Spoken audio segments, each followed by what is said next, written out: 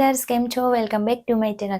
આજે આપણે બાળકો માટે ખૂબ જ હેલ્ધી અને ટેસ્ટી એવા ડ્રાયફ્રૂટ લડ્ડુની રેસીપી વિશે વાત કરીશું. એટલે કે બાળકો માટે ખૂબ જ હેલ્ધી પણ છે, ટેસ્ટી પણ છે, તેમજ બાળકોને તે ખાવાની ખૂબ જ મજા પણ આવશે. જેમાં આપણે બાળકો માટે બદામ, કાજુ, અખરોટ તેમજ મખાના યુઝ કરવાના છીએ. એટલે કે આ બધું મિક્સ કરીને ખૂબ જ હેલ્ધી એવા ડ્રાયફ્રૂટ લડ્ડુ બનાવવાના છીએ. તેમજ આ લડ્ડુ બાળકો માટે ખૂબ જ હેલ્ધી પણ છે. બાળકોના મગજનો વિકાસ પણ ખૂબ સારો એવો થાય છે. બાળકોનું રોગપ્રતિકારક શક્તિ પણ ખૂબ સારી એવી વધે છે. તેમજ બાળકોને ખૂબ સારી એવી એનર્જી પણ આપે છે. આ લડ્ડુ તમે બાળકોને સવારે આપી શકો છો. તેમજ જો બાળક સ્કૂલે જાય છે તો તેને નાસ્તામાં પણ આપી શકો છો. તેમજ આ લડ્ડુમાં આપણે બદામ, કાજુ, અખરોટ અને મખાના યુઝ કરવાના છે. એટલે કે બદામ ખાવાથી બાળકોના મગજનો વિકાસ પણ ખૂબ સારો એવો થાય છે. તેમજ કાજુ ખાવાથી બાળકોને ખૂબ સારી એવી એનર્જી આવે છે. તેમજ તેની ત્વચા પણ ખૂબ સારી એવી કોમળ બને છે. અખરોટ જે બાળકો માટે હેલ્ધી પણ છે. તેમજ અખરોટ ખાવાથી બાળકોની યાદશક્તિમાં ખૂબ સારો એવો વધારો પણ થાય છે. તેમજ મખાના જે મખાના ખાવામાં ખૂબ જ હળવા છે, જે બાળકોને ખૂબ પસંદ પણ છે. પરંતુ મખાનામાં ખૂબ સારું એવું પ્રોટીન હોય છે, જેથી બાળકોને તે ખાવાથી ખૂબ સારું એવું પ્રોટીન મળે છે. તો ચલો હવે આપણે જાણીએ ડ્રાયફ્રૂટ લડ્ડુ વિશેની રેસીપી. તો પછી એક પેનમાં આપણે થોડી બદામ લઈને તેને ખૂબ સારી રીતે શેકી લઈશું. બદામ હલકી બ્રાઉન જેવા રંગની થઈ જાય ત્યાં સુધી આપણે બદામને શેકવાની છે. તેમજ આ બદામ આપણે ખૂબ ધીમા તાપે શેકવાની છે. તો હવે બદામ ખૂબ સારી રીતે શેકાઈ ગઈ છે, તો આપણે તેને એક ડીશમાં લઈ લઈશું. ત્યાર પછી ફરીથી આપણે એક પેન મૂકીને તેની અંદર બદામની જેમ જ કાજુ એડ કરીશું. તો આ કાજુને પણ બદામની જેમ ખૂબ હલકા તાપે એટલે કે ધીમા તાપે આપણે સારી રીતે શેકી લેવાના છે. તો કાજુ પણ હલકા બ્રાઉન જેવા રંગના થઈ ગયા છે ત્યાં સુધી આપણે કાજુને શેકવાના છે. તેમજ કાજુ જે બાળકોની ત્વચા માટે પણ ખૂબ સારા છે. તેમજ કાજુ ખાવાથી બાળકોને ખૂબ સારી એનર્જી મળે છે.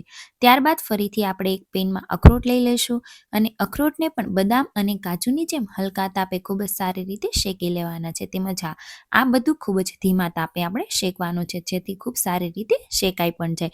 તો હવે આપણે આ રીતે અખરોટને પણ ખૂબ સારી રીતે શેકી લીધા છે. તો આપણે બદામ, કાજુ અને અખરોટને ખૂબ સારી રીતે શેકી લીધા છે. ત્યાર પછી આપણે એક પેનમાં થોડા મખાના લઈ લઈશું. તેમજ મખાનાને પણ આ રીતે ધીમા તાપે ખૂબ સારી રીતે શેકી લેવાના છે. તો હવે આપણે મખાનાને શેકી લઈએ. તેમજ મખાના ખૂબ સારા એવા ક્રન્ચી એટલે કે એકદમ ભૂકો ન થઈ જાય ત્યાં સુધી આપણે મખાનાને ધીમા તાપે શેકવાના છે. તો તમે જોઈ શકો છો ખૂબ જ સારી રીતે શેકાઈ ગયા છે. તો હવે બદામ, કાજુ અને અખરોટને એક મિક્સરમાં ક્રશ કરી લઈશું. આ બધું મિક્સ કરીને ખૂબ જ સારો એવો ભૂકો બનાવી લેવાનો છે. જો બાળક નાનું છે તો આપણે આ ભૂકાને છાણીથી છાળી પણ લેવાનું છે. તો આ રીતે ખૂબ જ ઝીણો એવો ભૂકો કરી લેવાનો છે. ત્યારબાદ ફરીથી એક પેનમાં થોડું ઘી મૂકી તેની અંદર થોડો ખજૂર એડ કરીને તેને ખૂબ સારી રીતે શેકી લેવાનો છે. તેમજ ખજૂરને એકદમ રસ જેવો થઈ જાય ત્યાં સુધી આપણે તેને શેકવાનો છે. તેમજ ખજૂર બાળકોને ખૂબ સારી એવી મીઠાશ આપે છે. પરંતુ ખજૂર ખાવાથી બાળકોને આર્યન મળે છે. તેમજ જો બાળકોમાં લોહીની ઉણપ હોય તો તે પણ પૂરી થાય છે. માટે બાળકો માટે ખજૂર ખૂબ જ હેલ્ધી છે. તો હવે ખજૂરને ધીમા તાપે ખૂબ જ સારી રીતે ગાંઠ ના રહે તે રીતે આપણે શેકી લેવાનો છે. તો ખજૂરને ખૂબ સારી રીતે શેકી લઈએ. તેમજ આ બધું આપણે ખૂબ જ ધીમા તાપે બનાવવાનું છે, જેથી ખૂબ સારી રીતે શેકાઈ જાય તેમજ એકરસ જેવું થઈ જાય. તો હવે આપણો ખજૂર ખૂબ સારી રીતે શેકાઈ ગયો છે તેમજ ખૂબ સરસ રીતે થઈ પણ ગયો છે. તો હવે આપણે આ બનાવેલો ડ્રાયફ્રૂટ પાવડર જેની અંદર બદામ, કાજુ, અખરોટ અને મખાના યુઝ કર્યા છે તેને આપણે જે ખજૂર છે તેની અંદર એડ કરી લઈશું. તેમજ આ બધું મિક્સ કરીને ખૂબ જ સારી રીતે હલાઈ લેવાનું છે. આ બધું આપણે ખૂબ જ ધીમા તાપે કરવાનું છે. તો હવે ખજૂરની અંદર આપણે ડ્રાયફ્રૂટ પાવડર એડ કરી દીધો છે.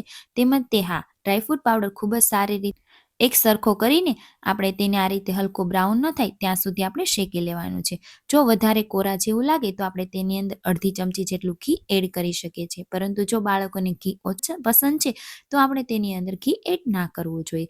ત્યાર પછી આપણે આ રીતે થોડો ઠંડુ પડે પછી ધીમે ધીમે તેના નાના નાના લડ્ડુ બનાવી લેવાના છે. તેમજ બાળક જો ઓછું ખાય છે અથવા તો બાળકો શરૂઆતમાં આપણે આપીએ છીએ તો નાના નાના લડ્ડુ બનાવવાના છે. તો આ રીતે આપણે ખૂબ સરસ રીતે ડ્રાયફ્રૂટ લડ્ડુ બનાવી લીધા છે. તો આ બાળકો માટે ખૂબ જ હેલ્ધી અને ટેસ્ટી એવા ડ્રાયફ્રૂટ લડ્ડુ તૈયાર છે, જે ખૂબ જ સરસ છે, ખાવામાં પણ હેલ્ધી છે તેમજ બાળકોને ખૂબ સારી એવી એનર્જી આપે છે. તો બાળકો માટે આ હેલ્ધી અને ટેસ્ટી લડ્ડુ જરૂરથી ટ્રાય કરજો. આઈ હોપ સો તમને આ વિડીયો ખૂબ જ પસંદ આવ્યો હશે. તેમજ આ હેલ્ધી અને ટેસ્ટી લડ્ડુ તમારી ઘરે જરૂરથી બનાવજો અને બાળકોને ખાવા માટે જરૂરથી આપજો, કેમ કે આ ખાવાથી બાળકોને ખૂબ સારી એવી એનર્જી મળે છે. તો આવા જ નવા વિડીયો જોવા માટે મારી ચેનલને લાઈક કરો, શેર કરો અને સબસ્ક્રાઈબ કરવાનું ભૂલશો નહીં. Thank you.